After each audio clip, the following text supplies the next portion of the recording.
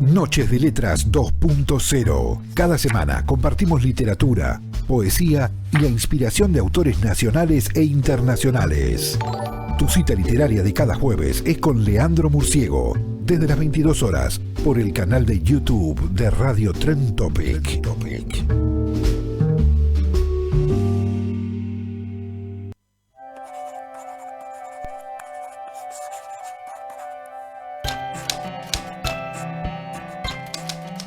Magia.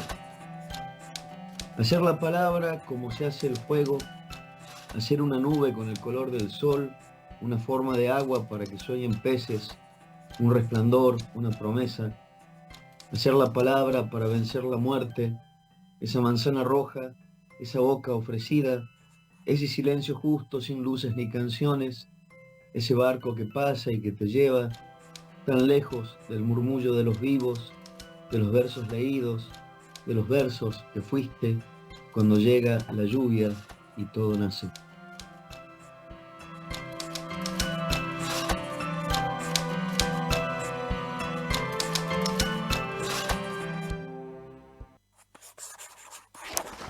Flor, abeja, lágrima, pan, tu voz, de letras, de letras. La noche, de letras, noche, de letras.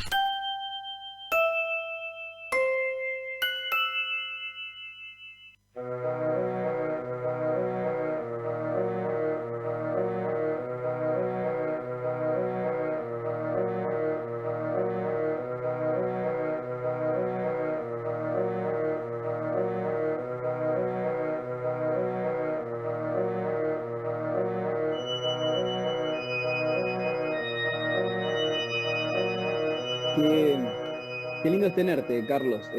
Vos no lo sabés, pero hace rato que quiero tenerte en el programa. Así que la verdad que son estos regalos. Yo hace rato me vengo haciendo regalos en la vida, ¿no? Para mí creo que es la edad. Y con la edad voy haciendo celebraciones, ¿no? Y entonces esta cuestión de que cada encuentro sea una celebración. Y en los últimos tiempos me voy haciendo mimos, que por suerte con los que forman parte de esta comunidad de Noche de Letras, de Poesía Mano Alzada y de Radio Trend Topic, también van como compartiendo estas celebraciones. Y la celebración pasa por el disfrute. Y esto de poder disfrutar a un montón de artistas que me gustan, ¿no? Y que por lo general los sigo durante un tiempo, los leo, los escucho, bueno. Y nuestro invitado de hoy, Carlos Oldazábal, es uno de ellos. Y vamos a charlar un rato con él y nos va a regalar un rato de su vida. Y la verdad es que yo espero que lo disfruten tanto como lo voy a disfrutar yo. Carlos, ¿cómo vas? ¿Cómo estás? Gracias. Hola Leandro, muy bien, gracias por invitarme. Encantado de estar aquí, de conversar con vos, con tus oyentes, televidentes también, porque supongo que nos van a ver, además de escucharnos. Señor. Así que bueno, nada, gracias por hacerme el convite. No, pero siempre es bienvenido compartir con alguien que disfruta de este viaje de las letras, ¿no? Eso es un gran placer, un gran placer. Carlos, ¿cómo te definirías? ¿Quién es Carlos Oldazábal? Qué buena pregunta. Bueno, el poema ese que te leí creo que en algún punto define, ¿no? Alguien que escribe. Yo creo que esa sería una buena definición. Alguien que cree en ese poder de la escritura y que al mismo tiempo es escéptico, que piensa que nada tiene sentido. Entonces como que en ese mix me voy construyendo, en el mix de tener una fe casi religiosa en la posibilidad de la poesía, en lo que Robert Graves llamaba la diosa blanca, ¿no? Tomando esa deidad que estaba en todas esas culturas euroasiáticas, que podía ser la luna, podía ser la diosa Diana, ¿no? Podía ser Hera, bueno. Y al mismo tiempo completamente escéptico, en el sentido de que a veces pienso que nada tiene mucha lógica y que todo es un eterno comienzo, ¿no? Pero pero bueno, está esa mirada de la poesía como algo mágico, de que puede cambiar el mundo, de que puede ser una profecía. Yo creo que hay algún vínculo entre la poesía, la profecía, la magia, ¿no? Tiene esas posibilidades también el lenguaje. Y esto que decís, digo, tiene también te va definiendo este hablar tuyo, ¿no? Porque pensar que la poesía puede cambiar algo también te convierte en algún modo, no solo en un tipo que escribe, sino también en un tipo que piensa la poesía, ¿no? Porque no es lo mismo escribir que pensar, ¿no? Que pensar, que dejarse sentir, que atravesarse, que replantearse, que cuestionarse. Pero a su vez, cuando pasa todo eso, también aparece alguien que se embandera en causas. Digo, y para mí vos sos uno de los tantos que está embanderado en causas. Digo, por ejemplo, una causa que a lo mejor los que no están en el medio y en el mundo literario no saben, pero digo, Carlos es un tipo que es un curador de poesía. Forma parte de uno de los festivales más lindos que tenemos acá, que es Poesía del Centro, ¿no? Que es un encuentro literario que se viene dando en los últimos 13 años, 14 años, ¿no? Estoy más o menos, ¿puede ser? Puede Eh, ser, sí. Más o menos, más de 10 seguros son, eso es lo que Sí. tengo claro. Eh, Este año, gracias a Milei, se transformó en un encuentro, porque no hemos podido traer poetas Ujú. internacionales, entonces va a ser un encuentro de 2 días en el mes de agosto, el 12 y el 13 de agosto, con poetas como Diana Vélez y Bocanera, Susana Villalba, bueno, todo esos nombres de la poesía que todavía tenemos la suerte de tener, ¿no? Totalmente. Pero bueno, para mí la curaduría de poesía sí es algo que hago, pero no siento que me defina. Para mí, que también he tenido que dedicarme a editar poesía, Ujú. son cosas que hago casi regañadientes. Si fuera por mí me dedico a escribir y que me inviten y que me publiquen, que es lo que todos queremos, ¿no? Pero al mismo tiempo, mi fe en esto que yo te decía de la fe en la poesía y del escepticismo, tiene que ver con, bueno, pensaba cuando hablaba de la militancia, en ese famoso poema de Hellman, con estos versos, no harás la revolución, ¿no? Y termina diciendo, y sin embargo escribe, esta idea de saber que en realidad el mundo no lo cambias con palabras, por más que haya una formulación mágica y que a veces la poesía se vista de profecía, pero bueno, en algún punto, en mi caso, la escritura es inevitable. Yo empecé a escribir desde chiquito, desde 8 años, más o menos, Mm. y publiqué temprano también, publiqué a los 22 el primer libro con una fundación que se llamaba Antorchas, que era una Ujú. fundación que daba becas y subsidios para las artes, que muchos de mi generación empezamos publicando gracias a esa fundación que la dejó, no conozco en detalle la historia, pero era algún millonario que dejó su fortuna con ese fin y que dejó dicho que cuando se acabe la fortuna se cierra la fundación, y así fue. Se acabó y cerraron Antorcha, ¿no? Desapareció. Pero esta posibilidad y que, y que ahora en el país cada vez se vuelve más difícil, ¿no? De las políticas culturales, del apoyo a los escritores, a los poetas. Bueno, es muy importante. En otros países, incluso en gobiernos de derecha, eso no se pierde, ¿no? Ujú. Pienso en el sistema mexicano, en el colombiano, pero nosotros ahora tenemos en jaque lo que nos quedaba después de Menem y de la Rúa, que fue el Fondo Nacional de las Artes. Está ahora en jaque, que es una institución que, bueno, que ha venido funcionando bien en los últimos años. Yo tuve la suerte de ganar ese premio una vez en ensayo en el 2009 y en el 2021 en poesía, y que siempre ha sido además una institución transparente en la elección de sus jurados y los premios. Pero bueno, la cultura está en jaque ahora con este Ujú. gobierno y entonces estamos en una situación que vivieron otros artistas y otros creadores, que era cómo hacer cultura en un contexto hostil, ¿no? Donde no hay aliento.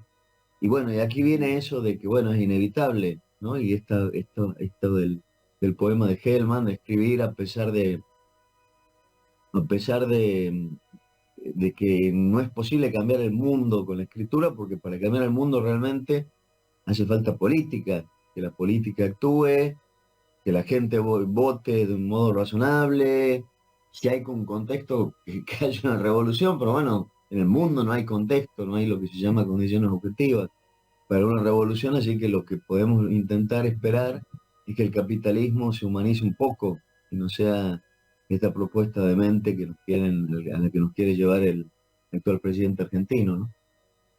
Qué, qué lindo es sentir que nos abriga la misma sombra o el mismo sol. Más allá de eso, y que no es una casualidad, eh, digo, y ahí es donde aparece la palabra militancia, ¿no? Y ahí es donde aparece esta cuestión que planteaba Carlos, de que a lo mejor esta cuestión de la curaduría o mismo de la edición, también la hace a regañadientes, porque obviamente lo que le pica es la construcción del arte, ¿no? Pero dentro de todo este escenario, digo, hay momentos en los cuales, sin dudas, la militancia atraviesa cuando hay una cuestión, digo, que no es fácil, porque si no es como un fluir. Y esta curaduría y este espacio de dar forma a este encuentro internacional de poesía, por ejemplo, el de poesía en el centro, que se hace, perdón y no lo dije, que se hace todos los años en el Centro Cultural de la Cooperación. Y este año va a ser 12 y 13 de agosto. Digo, eso es fácil dentro de un contexto. En este contexto, o en este tipo de contextos, es donde aparece esa militancia, esa cuestión donde uno entiende que, en este caso Carlos, entiende que es no solamente necesario, sino que es imprescindible hacer este tipo de cosas para poder sostener eh, esto que parece cuando hablamos de arte y de cultura, parecerían ser como cosas no tan básicas, y esto es nada más y nada menos que el entramado primero de nuestra identidad, ¿no? De nuestra construcción cultural, de nuestra construcción social y de nuestras construcciones hasta íntimas y familiares.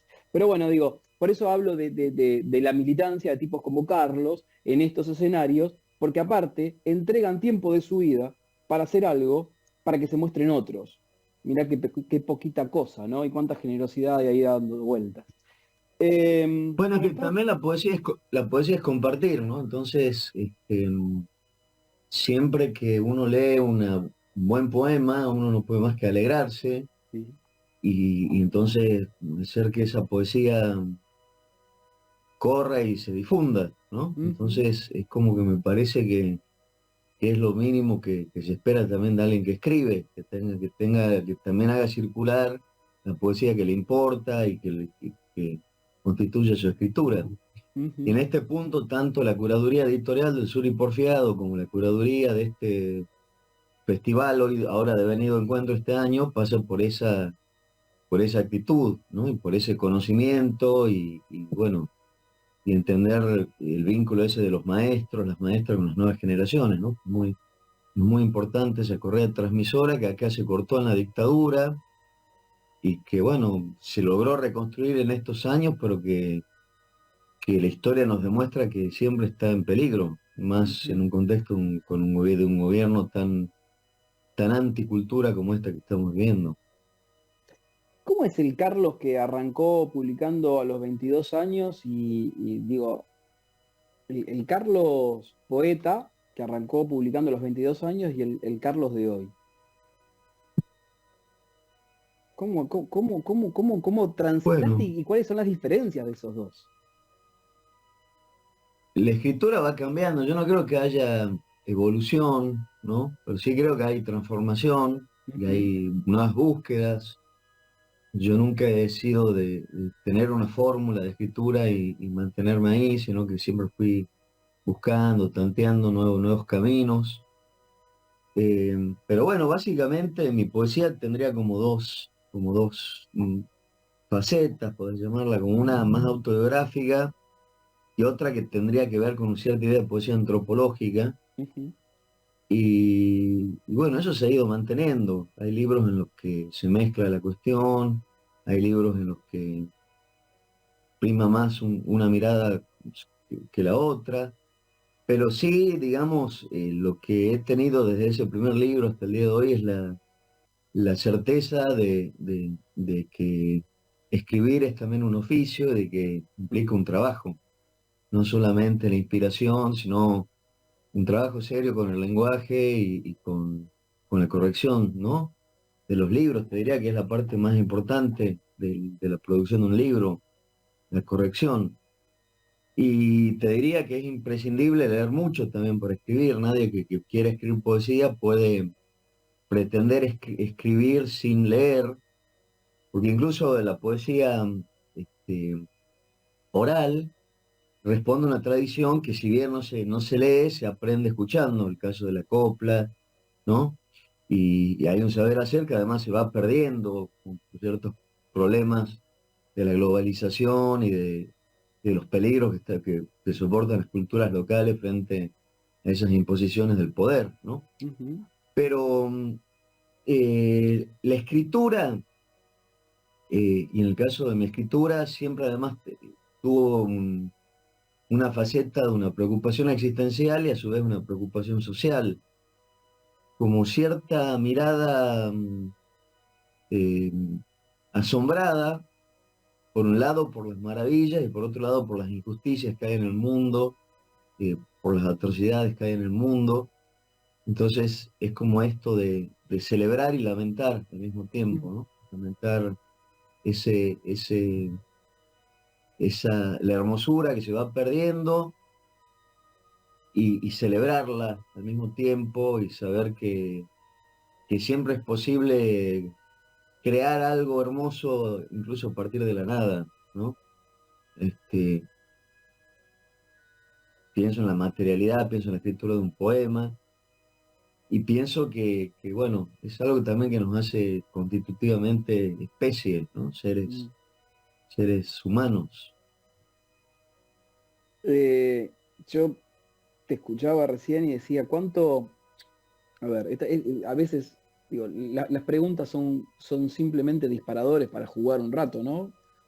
Pero digo, si es posible esta separación, ¿cuánto hay de este, de este poeta, de este lector con hambre, y que se conmueve por lo que pasa en el mundo? eh, ¿Y cuánto hay de este doctor en ciencias sociales, ¿no? Que sos vos también. Entonces digo, ¿cómo se va atravesando todo esto en tu laburo, en tu escritura? Porque dejaste bien en claro y sostengo y comparto que el arte y la escritura es un oficio, es un trabajo. Entonces, ¿cómo se mezcla en tu trabajo todo esto?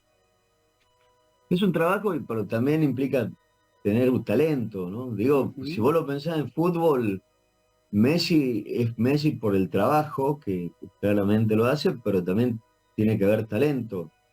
En ese punto la poesía se parece al fútbol, ¿no? Porque no es solamente tampoco, eh, digo, la capacidad de formarse la tiene todo el mundo, pero después hay algo, Grape, vuelvo a esta teoría de la diosa blanca, pensaba que era que a los que la diosa blanca tocaba con su varita eran los que hablaban, los que la hablaban, ¿no? Los que hablaban la poesía de verdad, la poesía verdadera. Puede ser, puede haber algo de eso. Algo para mí tiene que haber algo que está en aquellas famosas cartas de Rilke, el joven poeta, que es la necesidad de escribir, ¿no? Mm. Esto de que si uno puede vivir sin escribir, bueno, no lo haga, no escriba, dedique su tiempo a otra cosa, le dice Rilke a este joven poeta. Y creo que finalmente le hizo caso, porque finalmente no publicó las cartas, le mandó Rilke, y creo que no publicó nada de él. Pero lo que es cierto es que este, esa cosa imprescindible y necesaria de escribir tiene que estar, de escribir, de crear, de hacer algo con eso y que, bueno, eso, la inquietud esa no, digo, no puede ser como un ejercicio forzado, como el trabajo de un oficinista. El caso del trabajo de la escritura es después de la corrección, pero antes de la corrección tiene que haber algo que casi no es racional a veces, o que puede ser racional por una conmoción, pero tiene que ver con prestarle atención a lo que pasa en el mundo, desde una cosa chiquita o algo grande, ¿no? Es muy importante para mí que la poesía además de ser un juego formal, sea capaz de conmover y que y sea por asombro, sea por, por piedad, sea por amor, sea, digamos, que esa sentimentalidad esté transformada en algo posible y potente, ¿no? Y que esté presente. Totalmente. Esa básica pregunta, ¿qué tiene esto para decirme? ¿Qué hay de nuevo? Si bien la originalidad nunca es absoluta, pero yo creo que es saludable buscar lo que en poesía se llamaría la voz propia, ¿no? ¿Quién soy yo y cuándo soy yo en el lenguaje? Y más en un lenguaje como el español, que ha sido tan bien usado desde la época del siglo de oro hasta el presente, por poetas como Góngora, Quevedo, eh, pasando por toda una amplia tradición de nuestro lenguaje, ¿no? Hasta llegar a la poesía argentina, que en contra del sentido común es una poesía rica y diversa, con muchas tradiciones regionales, en mi caso la tradición de la poesía de Salta, que es muy fuerte, de Manuel Castilla en adelante, pero ya antes de Manuel habían poetas que marcaban cierta presencia nacional, como Joaquín Castellanos, el caso de la poesía de Corrientes, con Francisco Madariaga, en el caso de la provincia de La Pampa, donde estaba Algo Orozco y Gustavo Ortiz, en la Patagonia, que se incorporó más recientemente, bueno, en Cuyo Ramponi, Jorge Enrique Ramponi, eh, antes de Tejada Gómez, ¿no? Que era más un poeta de la canción. Pero es un país muy diverso y muy amplio y con grandes voces de la poesía. En cada región del país y en cada generación uno puede encontrar una voz importante y eso no es común en todos los países. Entonces, me parece que hay que valorarlo. Nos falta el premio Nobel, que los chilenos tienen dos, nosotros no tenemos, y los peruanos, bueno, no tienen un poeta premio Nobel, los chilenos tienen dos poetas premio Nobel, ¿no? Pero bueno, tenemos una gran tradición y grandes voces. Más cercano acá en esta ciudad estuvo el gran Juan Gelman, que abrevaba en las fuentes de Vallejo en algún punto y sobre todo de su maestro que fue Raúl González Tuñón, ¿no? Sí, claramente. Pero, pero bueno, esta misma ciudad en sí plantea toda una serie de tradiciones que son interesantes, de aquella vieja división de Boedo, Martín Fierro. y Martín Fierro, ¿no? Que estaban tipos vanguardistas como Girondo de un lado, otros que eran más realistas, pero bueno, es mucha poesía y es mucha... por eso yo a veces pienso que la poesía es como una Aleph, para pensar en un término borgiano, en el sentido que contiene todas las realidades del mundo, ¿no? Esta idea del multiverso que ahora está tan de moda, yo creo que ya estaba presente en la poesía, este, sea la poesía conjetural, sea la poesía que describe la realidad, pero no hay imposibles en poesía siempre y cuando se sepa manejar el instrumento, ¿no? Entonces, que es el lenguaje, nada más y nada menos. Qué lindo, voy a hacer un recorte de todo esto. Te iba a decir, aproveché, tomate un mate, te iba a decir. Pero voy a hacer un recorte de todo esto para trabajar con un montón de escritores. Es tan interesante, tener tiempo, ¿no? Mirá qué pavada, digo, tener tiempo para escuchar al otro. Y muchas veces las entrevistas son cortitas y como que tenés que meter un montón de cosas. Bueno, esto es lo que te da la posibilidad de poder disfrutar al otro en ese discurrir. Bueno, nada. Doy gracias, por eso doy gracias a este espacio y a esta linda gente de Radio Trend Topic que nos permite este espacio para seguir creciendo, ¿no? Y escuchar tipos como Carlos. Che, Carlos, ¿tenés ganas de leernos otro tuyo? Dale, mirá, te leo uno de ese primer libro, de cuando tenía 22 pirulos. 22, Recién llegado 22 a Buenos años. Aires, o llegado hace un tiempito a Buenos Recién Aires, llegado a ¿no? Buenos Aires. Mirá, esta es la edición, Qué ¿no? linda. Que la sacó una editorial que llamaba Último Reino. Ujú, ¿sí? Pero bueno, te voy a leer de acá un poema que se llama El Frasco. Tiene Sí. una cápite de un poeta salteño de la generación de Manuel Castilla, que se llamaba Raúl González Tuñón. El verso, perdón, Raúl Araz Manzuategui. Está muy El bien, verso de Araz igual Manzuategui tiene que fue aparecer un Tuñón fallido. varias veces acá, está muy bien.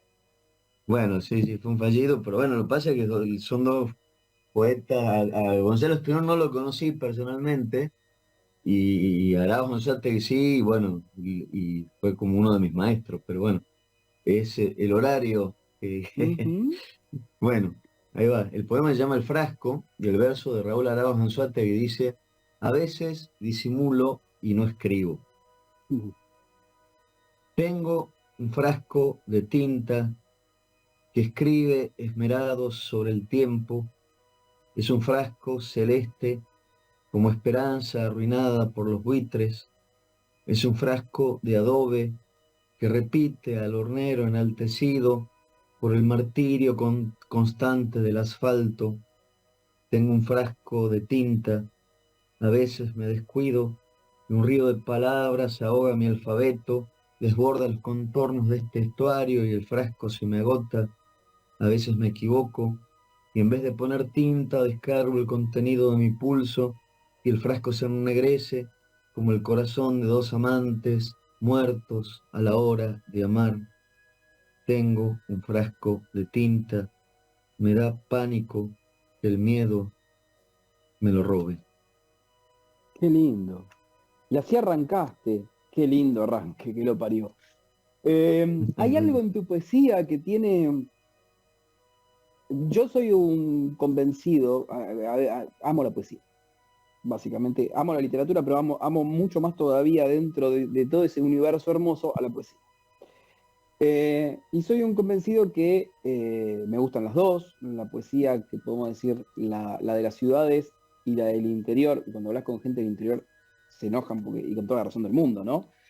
¿Interior de qué? ¿Dónde es el interior? ¿Cuál es el Claro, exterior? deberían ser las provincias. Me gusta Exactamente, la poesía de la ciudad de Buenos Aires y la poesía de las provincias. Ahí ya no se enoja nadie. exactamente, claramente. Pero digo, esta cuestión de, bueno, estoy convencido que la provincia, que la poesía que no está en las ciudades, tiene mucho más color, tiene mucho más ritmo. Y la de las ciudades es mucho más gris y más afilada en muchos casos. Pero digo, hay un universo que rodea a la poesía de las provincias, que trae una música tan propia, tan característica, tan bailable a la hora de leer, que no tiene que ver con tu cadencia, sino con la formación y el entorno. Digo, hay Sí. música en tu poesía, y eso es hermoso. Y es algo que decía Parra, ¿no? De que la poesía tiene que Bueno, tener, en tiene que ser toda una danza. poesía, yo creo que en toda poesía hay música, y en contra de lo que vos decís, yo diría justamente que González Tuñón era un poeta que Es tenía verdad, colores y que tenía es verdad. música, y no tiene nada que envidiarle a ningún poeta de provincia en ese sentido, ¿no? Con Ujú. un lenguaje propio. Es Sí, decir, el tema es, más allá de tu lugar y de dónde vengas, siempre esa famosa frase: pinta tu aldea y pintarás el mundo, ¿no? ujú. Porque, digamos, hay mucha poesía en las provincias que es regionalista y que a mí me aburre, me parece espantosa y que no me interesa para nada. Entonces, el tema es cómo tu literatura, en qué tradición se ubica, ¿no? En qué familia de la literatura y de la poesía se ubica, ¿no? Entonces, más bien Mm. para el mundo hispano parlante, las vanguardias estéticas marcaron un antes y un después. Digo, yo creo que, además de deberle al paisaje, pero le debo mucho a Vallejo, sobre todo, haber leído a Vallejo tempranamente, haber leído a Lorca, esa maravilla que es poeta en Nueva York, tempranamente.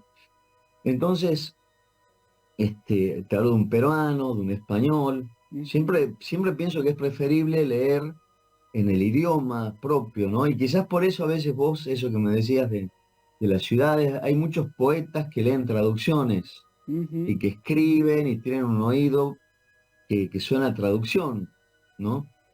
Eso para mí es un problema. Si tu poema parece una mala traducción, es que no está funcionando, ¿no? Pero lo importante, digamos, es que sí, que la poesía diga y que cante y que tenga su libertad para decir, ¿no? Ujú. Y después, como me dijo alguna vez Oscar Steinberg, que es un profesor, poeta, amigo de Osvaldo Lamborghini, él decía que, él dice que en música uno se da cuenta cuando hay desafinaciones, y me dice que en poesía también, ¿no? Entonces, la poesía está también en el lenguaje de la prosa. Si yo pienso en Pedro Páramo, no puedo dejar de pensar que esa maravilla es una novela y es al mismo tiempo un poema, ¿no? Eh, por cómo está escrito. Y si yo pienso en, no sé, en libros históricos, el Cantar de los Cantares de la Biblia, eh, siempre aparece de algún modo la poesía, y eso creo que tiene que ver con esta condición de lo, del humano, que va más allá de lo cultural. No, no debe haber cultura en la que no haya poesía, poesía entendida como canto, como religión, como profecía, pero eso que ahora en nuestra cultura llamamos poesía siempre estuvo presente en las culturas humanas de cualquier región y en cualquier periodo histórico, ¿no? Entonces, es casi como algo constitutivo de nuestra especie, ¿no? Así como los lobos aullan, nosotros escribimos poesía, no nos queda más remedio. Qué hermoso verso ese, ¿no? Mm. Este, y, digo, y esta cuestión de la mirada y el asombro, ¿no? Me quedé pensando con esas dos cosas que en algún punto estabas planteando, ¿no? Antes también. Digo, esta cuestión del asombro. El transitar y dejarse asombrar y poder meterse en ese mundo y transmitir ese mundo es algo fantástico y que obviamente eh, la poesía y la buena poesía, si es que hay una buena y una mala, yo creo que en todo hay bueno y malo, pero bueno. Eh, la Hay una verdad, pulsión, en la escritura hay como una pulsión, es decir, hay mm, un desborde que uno tiene que dejar que ocurra, y después hay que controlar ese desborde. El control del desborde es la corrección, es cuando te fijas las cacofonías, pero si no hay desborde, para mí no hay poesía, le falta algo más, ¿no? ujú. Bueno, Y sí, incluso sí, en yo voy a seguir poetas haciendo empezar. recortes, porque estás diciendo cosas que son fantásticas, digo, y es esto, es dejar el desborde, o invitar a ese desborde. El desborde nunca es malo, al contrario, es como dice Carlos, invitar a ese desborde y después hay tiempo para el resto. Pero sin desborde tampoco hay trabajo posterior. Entonces, eso es buenísimo. Y perdón que haya marcado, que haya cortado acá, pero digo, esto para esta invitación a que los que nos siguen y están acá y empiezan a meterse en el mundo de las letras, que se dejen desbordar, que aprovechen eso. Porque el agua se saca de la catarata, ¿no? Y bueno, cuanta más tenemos, También, más agua podemos encontrar y después se trabajará. claro, después hay que controlarlo el desborde, porque si no, como que no, Claro. como que el agua se va a la tierra y no queda nada. Entonces tiene que quedar algo, tenés que tener la botella que le dé forma al agua, ¿no? También. Pero las dos cosas van de la mano en la creación, ¿no? Sea en la creación literaria, sea en la creación musical, pictórica.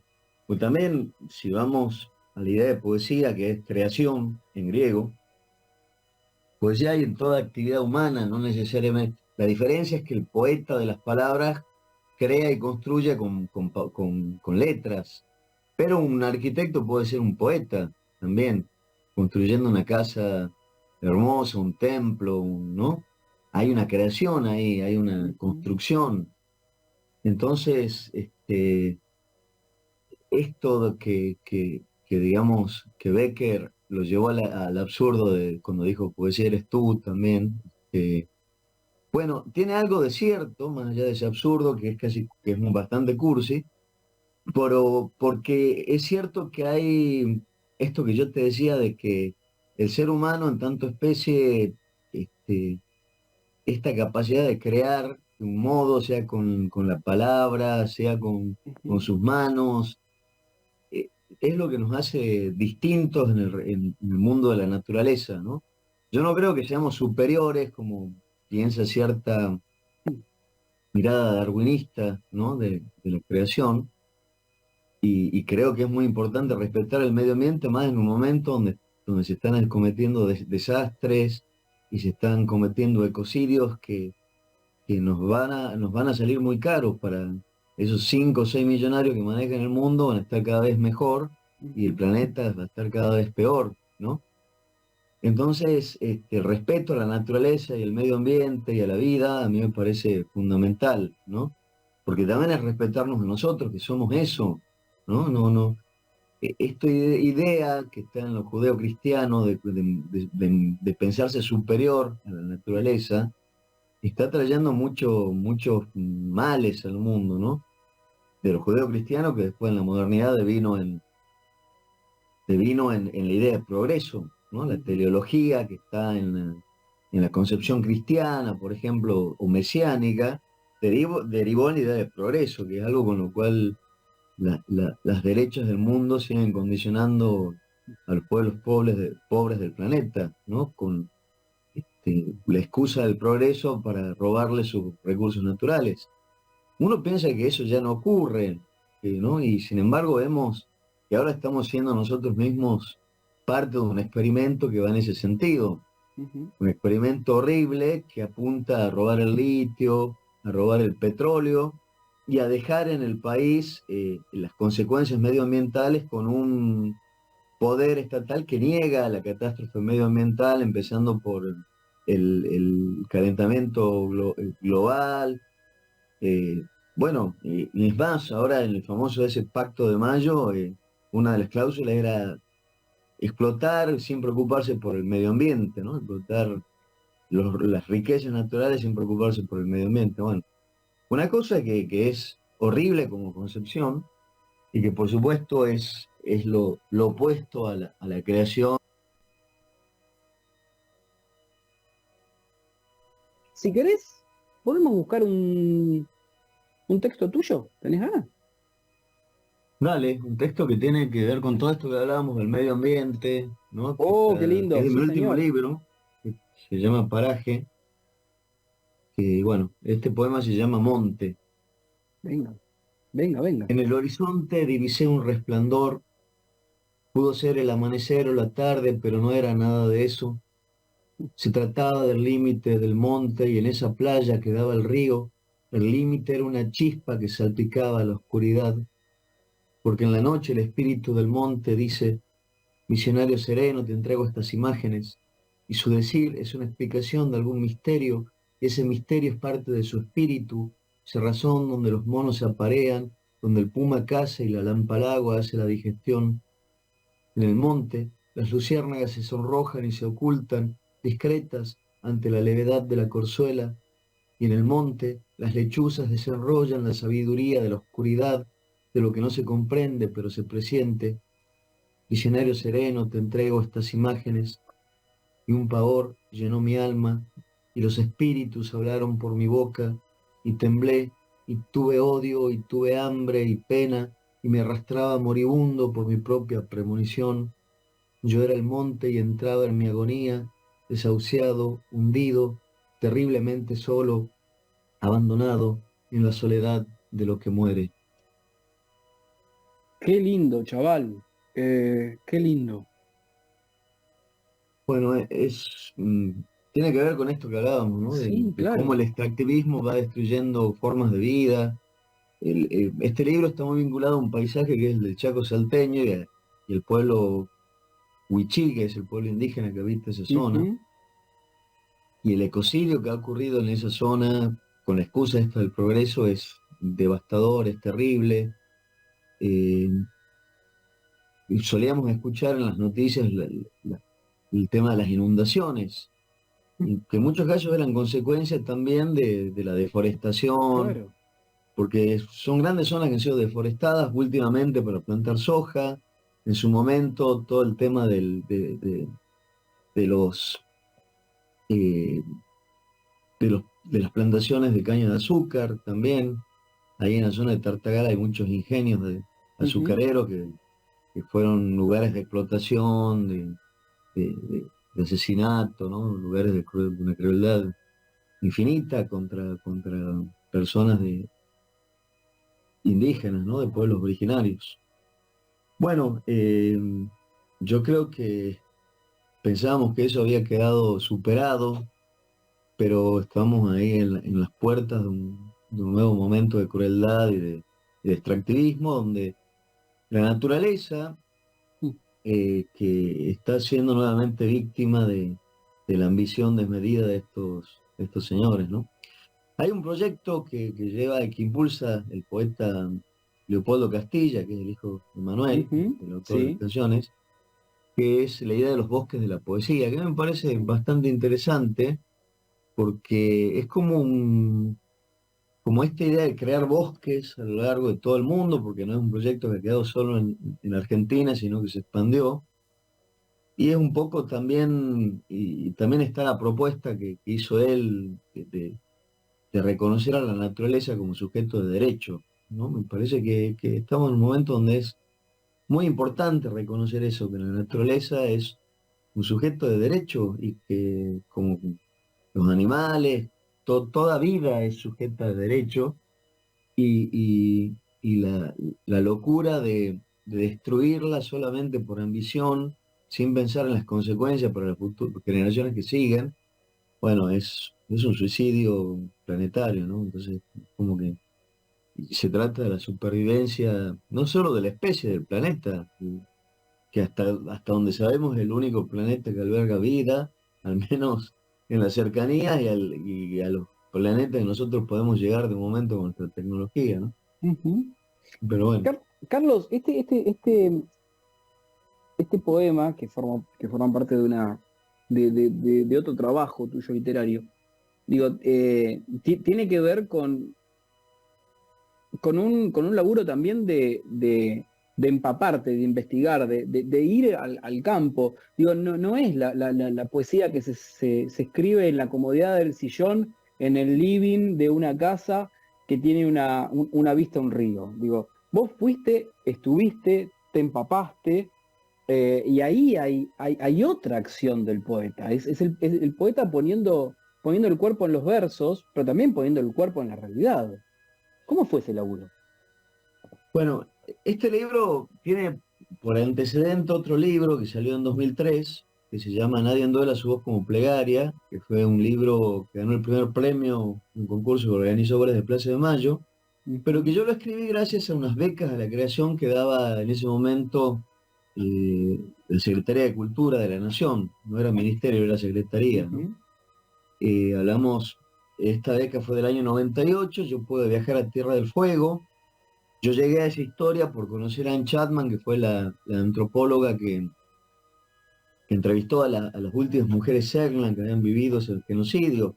Entre paréntesis, ahora hay una muy buena película chilena que habla de ese genocidio, que se puede ver en plataformas, que se llama Los Colonos, que Ujú. habla de la historia de este señor que era Meléndez Betty, que fue el responsable de pagar el genocidio ese que implicaba asesinar niños, mujeres, cortarles orejas, cortarles senos a las mujeres, y que fue simplemente para que las ovejas tengan más terreno para comer pasto, porque la vida nómada de los Selknam, a los que nosotros en la escuela conocimos como onas, les molestaba, ¿no?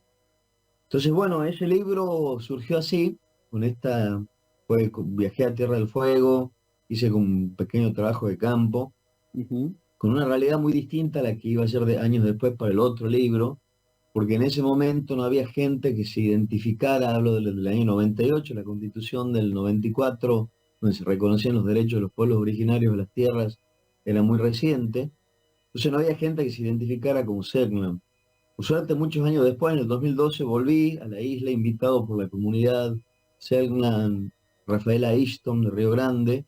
Entonces ya había como un rebrote de la identidad, porque las identidades culturales, más allá de los genocidios, no desaparecen, ¿no? Está esta cuestión de reconstruirlas y de la autopercepción, ¿no? Ujú. Efectivamente ya no es lo mismo, no es la gente está reaprendiendo un idioma que había desaparecido porque fue censurado, pues sí, pero quedaron diccionarios, grabaciones, ¿no? Fue algo brutal lo que ocurrió en ese lugar.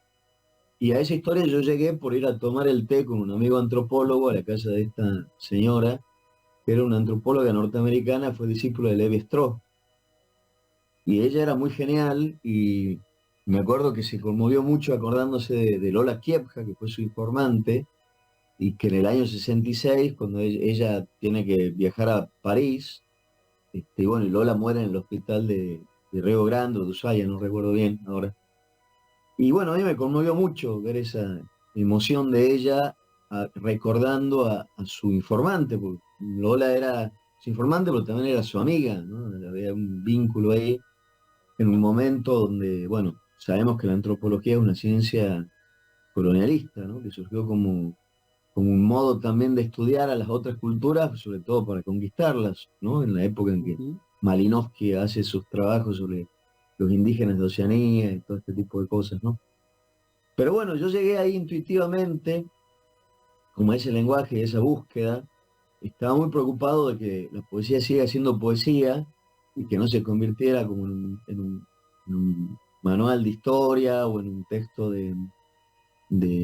como hay tantos, y está muy bien que hayan como informativos sobre el genocidio Selknam, sobre esa historia, ¿no?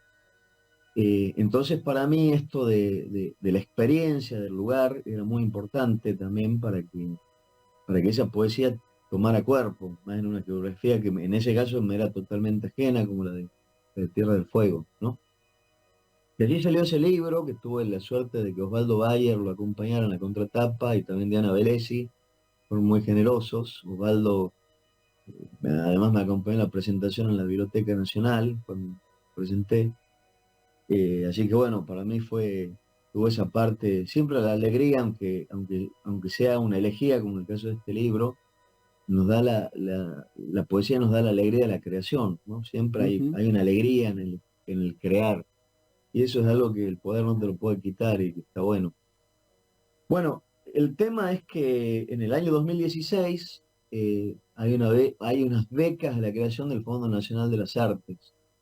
Y yo tenía una deuda con mi provincia, con Salta y con todo el pueblo, con todo un universo vinculado al pueblo Huichí, que es este pueblo que habita en la zona del llamado Chaco salteño. En realidad habita también las provincias de Formosa y de Chaco, parte de Bolivia, porque el Chaco salteño se ubica en esa gran superficie que es el Gran Chaco, que incluye a Paraguay, Argentina, Brasil y Bolivia, ¿no? Pero bueno, yo en el colegio, en la secundaria, había leído dos novelas muy extrañas de la década del 30, que eran como novelas de aventuras escritas por un salteño contemporáneo de Juan Carlos Dávalos, que se llamaba Federico Gaufín. Él escribe estas novelas que son de iniciación y de aventuras que transcurren en la tierra del Chaco salteño, y una se llamaba En tierras de Magú Pelá que significa zorro blanco y era el cacique Huichí de ese momento. Y la otra se llama Los dos nidos, ¿no? Es como una novela de iniciación, pero donde también aparecen ciertos episodios de genocidio, porque también los pueblos del Chaco, así como estuvo la campaña del desierto, que fue la Patagonia, hubo una campaña del Chaco donde no llegaron a exterminar, pero sí hubo grandes matanzas. Hay una matanza narrada ahí en la novela de Gaufín, que es terrible, y eso ocurrió realmente. El ejército argentino cometió aberraciones también ahí. Después también en la guerra de Bolivia y Paraguay por el petróleo, también fueron víctimas y también participaron de esa guerra, ¿no? Pero la cosa es que esa novela, yo la leí a los 14 años, me quedó en el imaginario, nos hacían leer en el colegio, y yo nunca fui al Chaco salteño. Siempre estuve en la parte de Salta más turística, que son los valles calchaquíes, que si todo el mundo va a visitar, porque es la parte donde hay infraestructuras para turistas, tenés el vino de Cafayate, tenés todas esas cosas que tiene Salta, en esa parte que es tan linda, ¿no? Y la otra parte es la Salta abandonada, Salta donde el último gobernador que les llevó agua fue Ragone, que fue un gobernador al que la triple A asesina, ¿no? Hay incluso un juez que fue cómplice de ese homicidio Ragone, y es el único gobernador en democracia asesinado, ¿no?, del país en esos años tan violentos. Bueno, el último gobernador que se ocupó de esta gente fue él, ¿no? Entonces, seriamente, los otros se preocupan demagógicamente porque tienen que ganar las elecciones. Eh, entonces sale esta beca, y bueno, me puse a leer. Yo conocí además a Laureano Segovia, que era Ujú. un, un hombre wichí, que había sido, que era ordenanza de escuelas, y que él se preocupó por hacer una recolección de relatos orales de su pueblo, ¿no? Y eso lo presentó acá en una de las sedes del Fondo Nacional de las Artes muchos años atrás, acompañado por Juan Martín Leguizamón, que es el hijo del Puch Leguizamón, Ujú. que es antropólogo, Juan Martín, y de Carlos Müller, que es un escritor también que vinculado a temas del Chaco salteño, ¿no? Y ahí lo conocí a Laureano y conocí su libro. Después leí la obra de Sara Gallardo e Ise Juárez, que es una obra extraordinaria, una novela fantástica, el modo Ujú. en que ella construye esa voz, otra, y que habla también de la otredad indígena. Pero bueno, eh, la otra vez hablando con alguien decía, bueno, que había hecho un abuso de la cultura. Bueno, yo no lo veo así, me parece que es una gran novela. Y bueno, entonces esta beca me permitió también cumplir eso de viajar al Chaco salteño. Fue gracioso porque fui con un ex compañero del colegio, de lo que habíamos leído estas novelas a los 14 Mm. años, que ahora es oftalmólogo, este amigo. Y claro, él es un típico salteño conservador, buen tipo, pero no tiene la mirada de diversidad cultural que podemos tener desde pasar por una universidad pública, ¿no? Pero él había ido a esa zona a hacer trabajo de oftalmología y Ujú. trabajo social para curar los ojos de la gente. Entonces era muy valioso y fuimos bien recibidos gracias a eso, ¿no? Pero ese viaje con este amigo oftalmólogo a mí me sirvió también para encontrar una suerte de tono y un vínculo con la mirada, porque en la religión wichí, el chamán escupía en los ojos de alguien a quien estaba curando. Era un modo de insuflarle visiones, ¿no? Y esta idea del chamanismo me pareció muy potente, ¿no? Eh, si bien, digamos, ahí está ocurriendo algo terrible, que es que las religiones, no solo la católica o Ah. la anglicana, sino hay una que se llama Asamblea de Dios, Ujú. que dicen que les dicen que no practiquen su cultura porque es del Ujú. diablo, ¿no? Ujú. Está ocurriendo también en la zona de los valles calchaquíes, donde a copleras, a señoras copleras, que los hijos se vuelven evangélicos, les prohíben que copleen porque es del diablo. En este caso es como más profundo porque directamente les prohíben practicar su cultura, ¿no? Que tiene un montón de esta cosa divinatoria, ¿no? Y en ese punto Sara Gallardo lo traduce muy bien, porque el cacique Tremendo. que habla Eise Juárez en la novela de ella es un cacique que es evangélico, ¿no? Ujú. Y donde hay un secretismo cultural bien interesante entre este personaje, que además ella escribió esa novela después de viajar a Salta y conocer a un señor que era mozo, no sé si en Rosario de la Frontera, y que ella se entera hablando con él que él había sido un cacique, que era un cacique huichí, ¿no?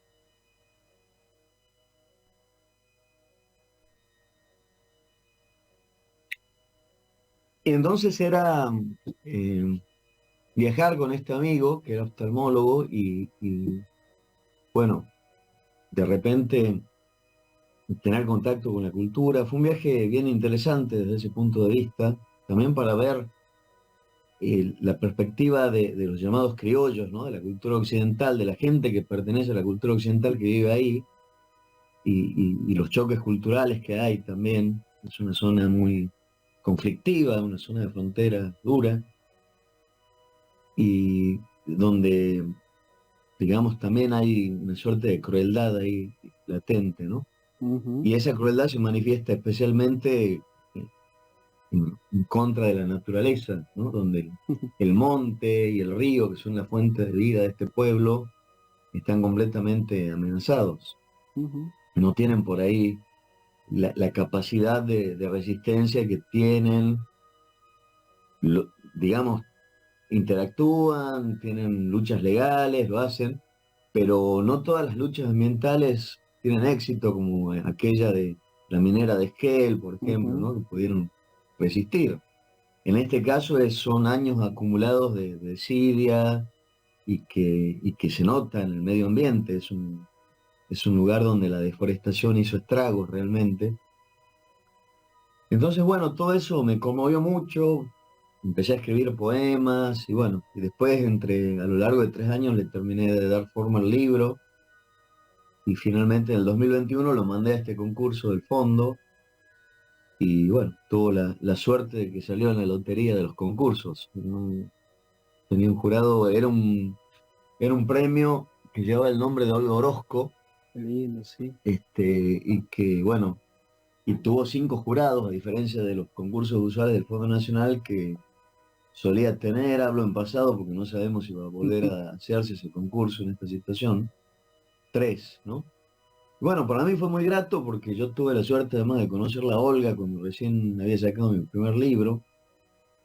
Incluso tengo un poema dedicado a ella que se llama Debo estudiar francés porque Olga cada vez que me cruzaba me mandaba a estudiar francés, me decía, no es posible que un poeta no sepa francés, me decía. Y bueno, hablamos de una gran poeta y una persona tan generosa que yo me acuerdo que ese librito que te mostré, que fue el primero que publiqué, se lo llevé y me invitó a tomar el té con ella, ¿no? Y, y le leí poemas, bueno, y le dejé el libro dedicado, como hacemos los jóvenes impertinentes siempre. Bueno, pasaron los años, Olga falleció y ella donó su biblioteca a su lugar, que es Toay, ahí en la provincia de La Pampa, que era de donde ella nació. Está la casa Museo Olga Orozco ahí en Toay. Y para mi sorpresa, ahí estaba el librito que yo le había dedicado, junto con el de un montón de jóvenes de esa época que le hicieron llegar su libro a Olga. Y Olga, a diferencia de otros poetas, que no voy a decir quiénes, que eran muy malos y que solían tirar los libros que les regalaban los jóvenes porque no les gustaba llenarse de libros que para ellos no valían nada. Olga, al contrario, cuidaba los libros de todos esos que éramos jóvenes en ese momento como una apuesta a futuro, digamos, ¿no? Así que ganar el premio llamándose ese premio Olga Orozco tuvo como ese plus de acordarme de la querida Olga y de esa gran poeta que fue ella, ¿no? Aparte, bueno, y yo voy a insistir con varias cosas, ¿no? Esto de la militancia. Militar es hacerse cargo de una idea, ¿no? Y Carlos, de hecho, eh, no simplemente habla de poner el cuerpo a las letras, sino que pone el cuerpo para que después vengan letras también. Y esta cuestión de la coherencia, ¿no? Eh, y marco coherencia porque hasta esto así al pasar que él dijo, que tiene que ver con él, y que él hablaba de Olga Orozco, obviamente, pero digo que también está hablando de él. Digo, esta cuestión de valorar, atesorar eso que se preocuparon para que tenga alguien, ¿no? Para dárselo a alguien. Digo, eso es un gesto de amor, básicamente. Y en ese gesto de amor que había sido parte Carlos con Olga, digo, de la misma manera también, y más allá que lo haga regañadientes, esta cuestión de la curaduría y esta cuestión de la edición, que también lleva curaduría. Digo, y cuando dije la curaduría primera es digo, la que tiene que ver con el encuentro de poesía en el centro, que se va a hacer en el Centro Cultural de la Cooperación. Voy a pasar el show de vuelta, 12 y 13 de agosto, digo, porque si podemos, estemos ahí todos, ¿sí? Porque no simplemente es interesante para abrirnos la cabeza para escuchar Sí. a los Bueno, ya que hablamos de chivos, paso otro, que es que Dale. también tenemos un ciclo que es mensual, que en agosto no se va a hacer, pero ayer, justamente anoche, tuvimos un encuentro de ese ciclo, y se puede ver en el perfil de Facebook del Espacio Literario, que es Juan L. Ortiz, que Sí, se llama Las raras circunstancias, donde leen poetas, se entrevista a una narradora, anoche la tuvimos a Elsa Drukarov, y toca un músico, una música, ¿no? Ayer tocó un cantautor correntino, ¿no? Bueno, así que nada, esas son las dos actividades que el espacio literario venimos haciendo. Yo me considero más militante, si me considero militante de algo es de la poesía. Es como claramente. Sí, que digo, y a veces también me preocupa que todas las actividades, bueno, yo doy clases en la universidad, vivo de dar clases, creo que ningún poeta puede vivir de escribir poemas, ¿no? Por más que en general, a diferencia de los narradores, que por ahí sí podrían hacerlo, la cuestión económica es un problema que tenemos que resolver ujú, todos y todas de algún modo, ¿no? Pero bueno, nadie que escriba poesía lo hace porque quiere ser millonario, porque quiere ser famoso. Para eso hay otros caminos más fáciles y más efectivos, ¿no? En ese totalmente. punto, para mí la poesía es un destino y es como algo inevitable. Yo no puedo. Y a veces sí me preocupa que las actividades me quiten tiempo para escribir, ¿no? Que estar muy rodeado de, de curadurías y de qué sé yo, y de dar clases, y qué sé yo, me quite tiempo para lo otro que para mí es como eh, muy importante.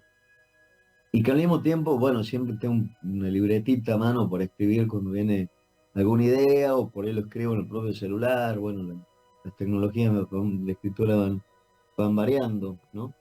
Este, pero bueno, nada, hay que, uno persiste. Creo Totalmente. que la escritura y el trabajo literario es una carrera de largo aliento, ¿no? No es una carrera de resistencia, más que nada, ¿no? De resistencia, así es. Eh, por favor, agarrá, buscá un texto, porque la verdad que se nos fue el tiempo un montonazo, y yo lo podría tener 14 horas a Carlos acá hablando, Bueno, pero no me parece justo igual. voy a leer un poema de un libro que se publicó en España en 2019, que tuvo un premio que se llama Ciudad de Irún, que tiene como curiosidad que solo lo ganamos dos sudamericanos, Roberto Bolaño y yo. Roberto lo ganó hace muchísimo, en el año 80 y acá figura, 84, un libro hermoso que se Pedazo de llama curiosidad. Los perros románticos, ¿no? Y bueno, yo lo gané en el 2019 con televisión que se llama Mauritania es un país con nieve. Y tiene que ver un poco con la otra zona de mi poesía que es más autobiográfica, más allá de que quizá todo poema sea Ujú. autobiográfico y todo poema sea antropológico, ya desde esta idea de Rimbaud de que yo es otro, decía él, ¿no? Entonces, esto de la otredad, que es algo tan típico de los antropólogos, está muy presente en la poesía, Ujú. nos demos cuenta o no de eso, ¿no? Así es. Voy a leer el poema que le da título al libro, que es un poema de amor. Mauritania es un país con nieve. Vengo de la nieve, me dijiste en las calles del Cusco.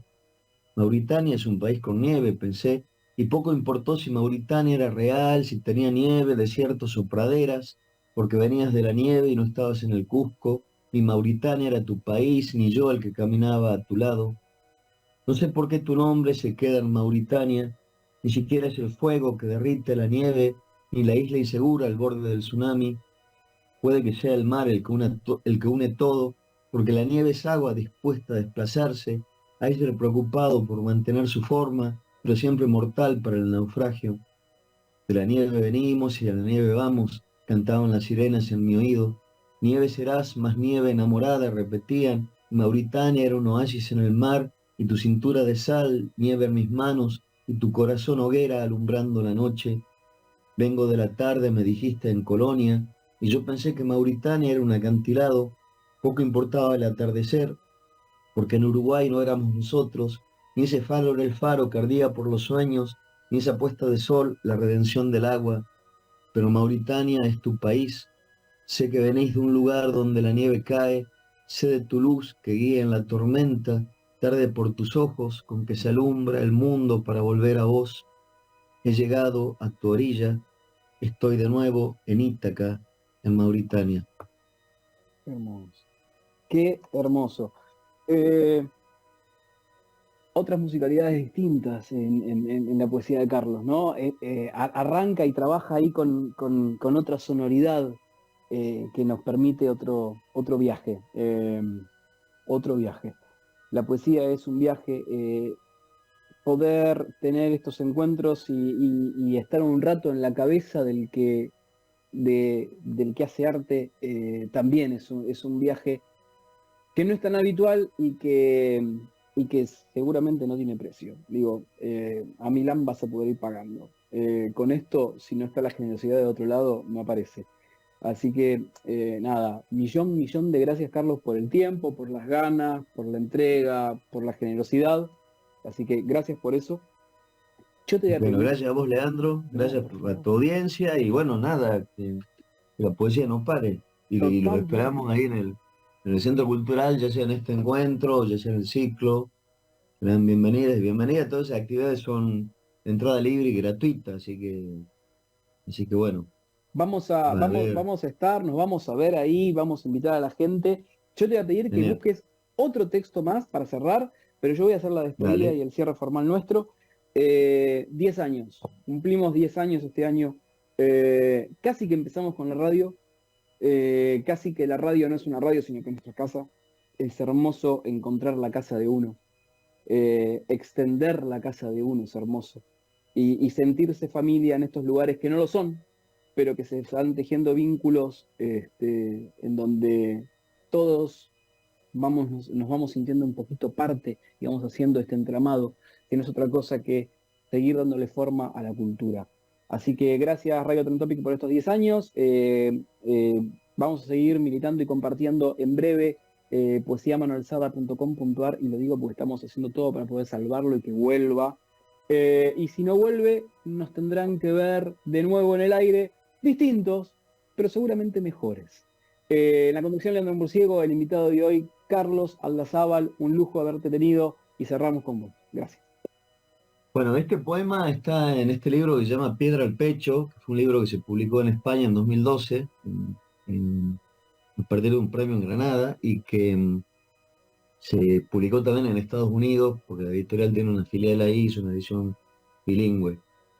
Este poema se llama Motivos.